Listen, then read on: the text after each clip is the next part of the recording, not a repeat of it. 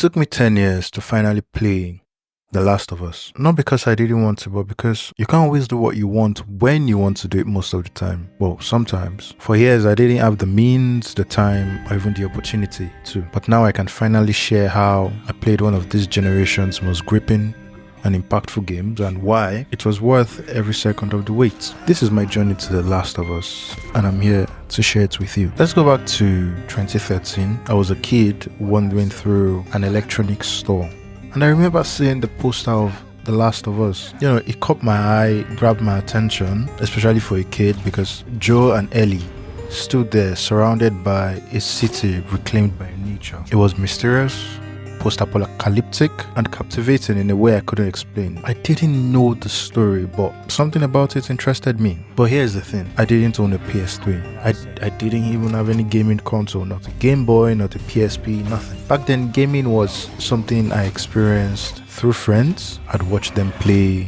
maybe get a turn here or there, but it was never mine. And as time passed, life moved on, and that dream of playing The Last of Us faded into background, buried in schoolwork, responsibilities, and all the other things that come with growing up. Let's fast forward to 2022. I had started working, and for the first time I had a chance to save up a bit of money for myself, and I decided to get a PS5. It took me an entire year, if not more, but eventually I bought my first console. It was a brand new PS5. I can't tell you how surreal it felt to own something I had dreamed about for so long. By this time, gaming had evolved, it had evolved from just playing stuff, smashing stuff around, to experiencing stories and experience something more significant. Part of the spark came from YouTube, really. Creators like HoloPoint, Tomographic, Love Gaming Neutral, and Luke Stevens played a huge role in reigniting my passion for gaming. Watching their walkthroughs,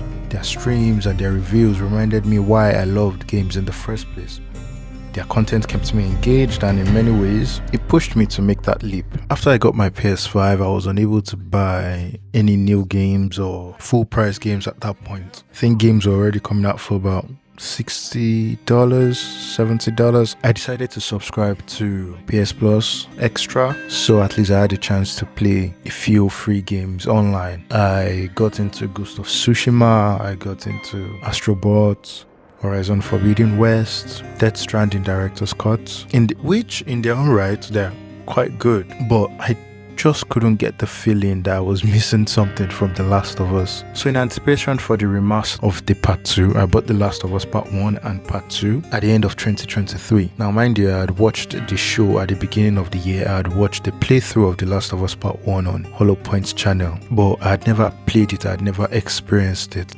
I was excited, I was elated to say the least. I decided to dive right in, and I have to tell you, I wasn't disappointed. From the opening scene with Joel and Sarah to the first time you control Ellie close to the end. I believe I'm one of the few people who are grateful for the remakes and the remaster for the PS5, because experiencing this with 4K 60 and the graphics, it's something out of this world. I don't think I might have connected that much with it if I played it on the original, or maybe just as a remaster. But then again, stories, a good story can transcend many things. I don't know about the gameplay though, but I'm grateful. The way I experienced it, especially experiencing it back to back, I was completely hooked on the world, the characters, the tension. They all felt so real. Now this isn't a deep dive into the story or a review of the gameplay loop.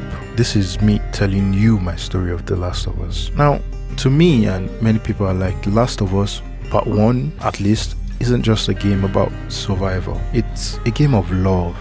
About love. Joel's journey with Ellie, the length it goes for her, it's raw, it's painful, and it shows you the other side of human beings. Now, the story forces you to ask yourself, how far would you truly go for those that you love or those that you claim you love? Would you cross the line even when you know it's wrong? And how far above the line are you willing to cross? Now, Joel goes above and beyond, crossing the line, and that's what makes him unforgettable. He's not a hero, at least not to me. He's not a villain, not to me. He's just human. I like the way the show put it, that the things he had to do in order to get Ellie out of the hospital. They were painful. You know, games can gamify some emotions sometimes, adrenaline pumping, but in the show it shows that the part of his brain where he felt emotion and remorse for the things he was doing must have been turned off, and that can describe the lengths at which he has gone to do these things. Now there's part 2. I'll admit I went into part 2 knowing Joel's fate. Spoilers are almost impossible to avoid these days, and besides, the game was already 4 years old at this point. But even knowing didn't prepare me for how it happened. I had not watched any walkthroughs for part 2 yet, so watching Joel die so brutally and without warning, so quickly, it was the way it happened, so sudden, so brutal. To be fair, it hurt me, and that's saying a lot, trust me. And then the game goes ahead and does something bold,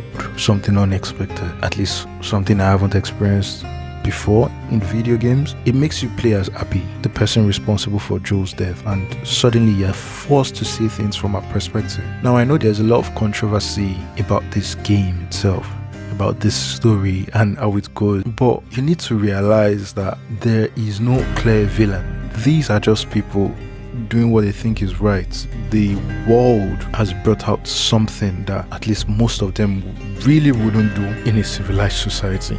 Now I say most because there are bad people out there and there are horrible people out there that just want to watch the world burn, and this environment obviously fostered that part of them. But however, the people who would like to do the things that are right, that are good, they also have to survive. Part 2 doesn't let you stay comfortable. It challenges you to question your judgment and your own sense of morality. Does the end really justify the means, or in this case, the cost? Now Abby went ahead to avenge her father's death and in turn lost all her friends. Ellie retaliated to avenge Joel's death and in turn lost her family. So the question is, does the end really justify the means? She knew she was going to lose her family, but she still went ahead. The questions that we should just ponder on personally. Now the HBO series only added depth to this world. Seeing these characters brought to life was really incredible, and the show managed to expand on the story in ways that it made it even more emotional. With season 2 on the way, I can't help but feel excited and a little bit nervous.